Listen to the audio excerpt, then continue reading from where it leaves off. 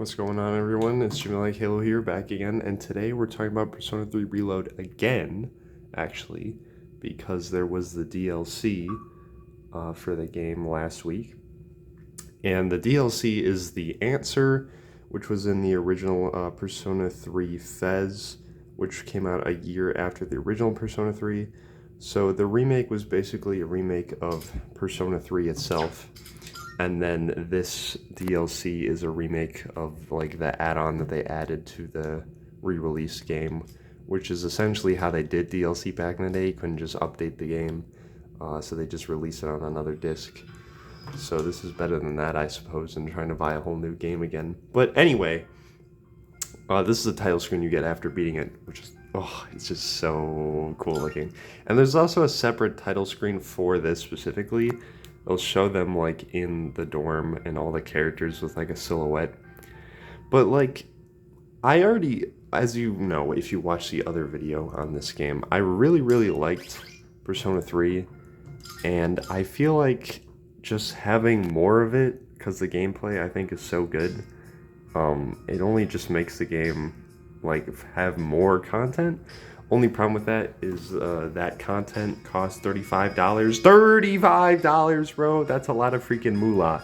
But you don't actually have to pay for it if you have Xbox Game Pass, because it was included as part of that. Because this game is also on Game Pass. It was one of the perks. I don't know if you can still get it, but it might still be there. Anyway, point is, that's how I got it. But anyway, as you can plainly see here, you play as Aigis in this DLC. If you haven't finished the main game, you probably don't want to watch this video. Or if you haven't finished the Answer DLC, you also probably don't. Because while I'm reviewing it, I'm also kind of talking about what happens and how I feel about it.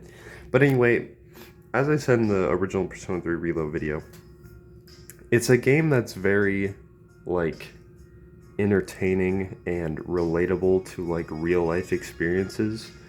So this kind of adds on to that by going through like each one of these doors, as you can see here, which is essentially the Tartarus of this DLC, because Tartarus doesn't exist anymore. So in the Desert of Doors and the Abyss of Time, each one of these doors is like its own little Tartarus sets of floors. So you go through it, you'll fight a boss, and then go through, and at the end of it, there'll be like a bigger door, which will have like a flashback to one of the characters. Like, it's supposed to be their reasoning for awakening to their persona in the first place, which is actually very interesting, because you get to see like past stuff that you never see in the main game. So like Mitsuru and Akihiko meeting for the first time, I believe, in middle school, which is cool. But also you like the reason why it's called The Answer is because you get to figure out why the main character, spoiler, why he had to die, why he had to sacrifice himself in order to save the world, which is really cool, by the way, which is why you're playing as Aigis, which is why he's not here. You're chasing that, and essentially, the final boss is all of everyone's regrets taken form, which is really cool. It's a really scary looking boss, too. That thing does not mess around. Oh, speaking of not messing around, this DLC is hard, okay? The regular game on normal is extremely fair. It's harder than Persona 5 normal, because they don't have, like, the social link perks. But, like, this DLC on normal is like what the main game felt on hard, because I played Persona 3 on hard, right? And then I started playing this DLC on normal just to see how it'd go. By the first boss, I literally died 3 times on normal. I'm like, what's happening here? I don't know if I'm just terrible at the game. I think it's partially because when you start this, you start again at level 20 about. All the characters do, and you can't even use all of your party members. They like go kind of off on their own to certain places for whatever reason. And then even when you do, since they're only level 20, they don't really have all their like super good moves that you had in the main game. So while you can summon, as you can see, you can pick which compendium you want to use. you're not going to have literally any money to be able to even do that. And even if you could, since you're only level 20, you can't summon the higher level ones. You can't just do whatever the frick you want and like cheese the game. So on top of already being harder, you can't just use any persona because you actually have to earn them as usual. But then you have to do it all again from like level 20. And while the bosses give a lot of XP and then they do give money in fights and stuff, it gets easier as you go along because you get more access to materials and personas to be able to fuse and stuff. But in the beginning, it starts off really rough because you don't have like access to anything like the better weapons or equipment. So yeah, easy difficulty of this DLC is what normal feels like in the main game, and hard in the main game is like normal in this. So that's how the difficulty kind of is.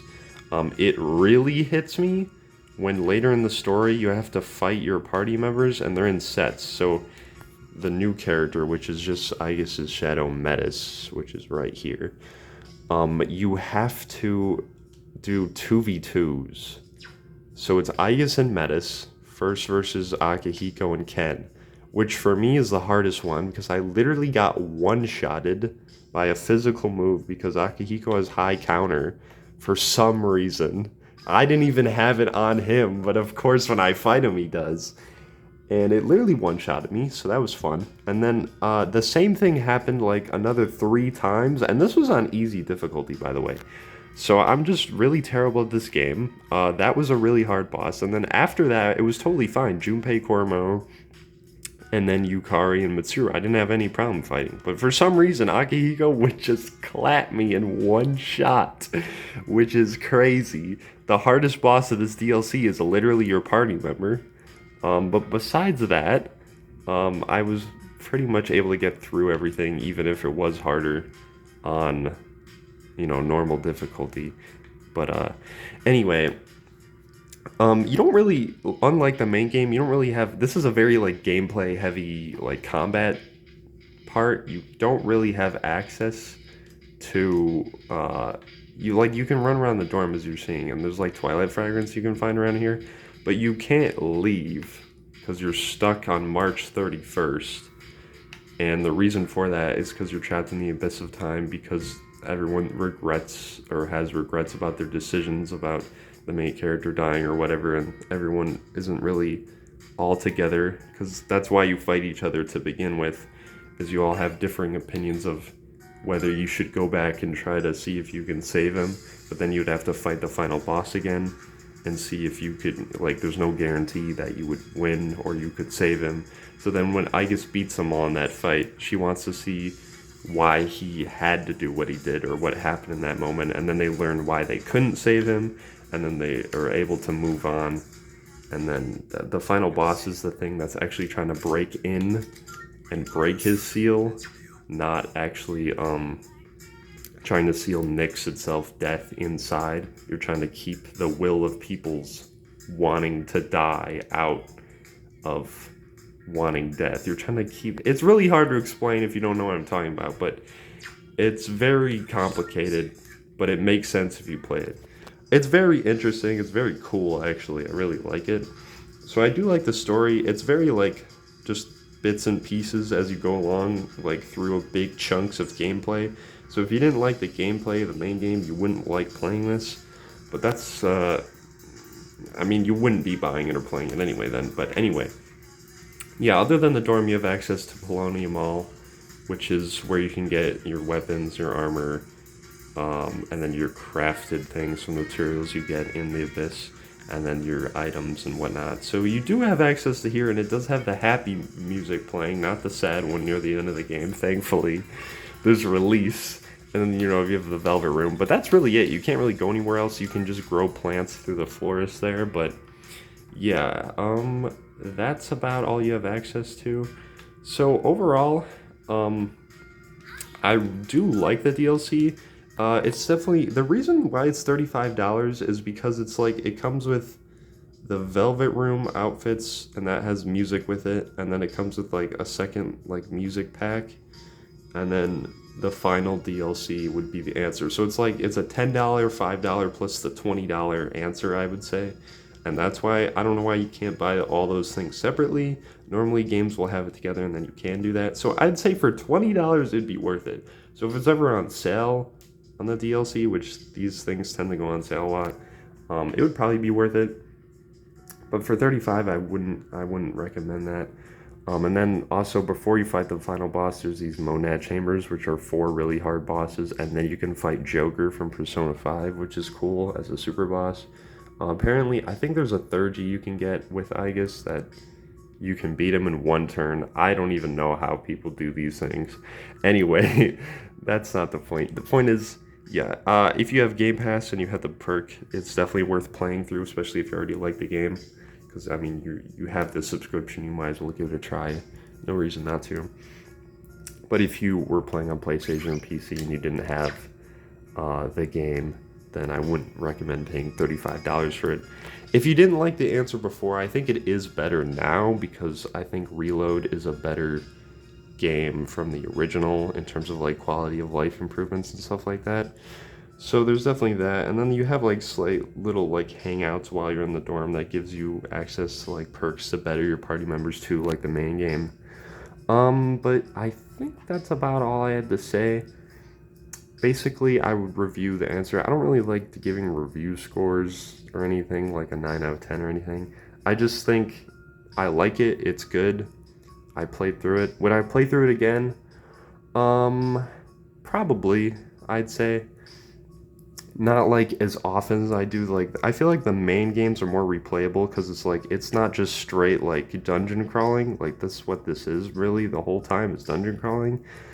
Because there's not like the social aspect to it, to have like a happy balance of the in-between of both. It's such a good balance of those in the main Persona games, but like this doesn't have that, so it's harder to come back to and just play all the way through. You kind of got to slog. Not that it's not fun, but it starts off hard and then it gets adapted, but you know what I mean. Anyway, the point is, I like it. I would recommend it, especially if you have Game Pass, but not for $35. If it was separate for $20 or if it's on sale, I would recommend it. Let me know what you think in the comments, if you liked it or not, what your thoughts are on everything, the plot and whatnot. And yeah, thanks for watching another video, and I will see you next time.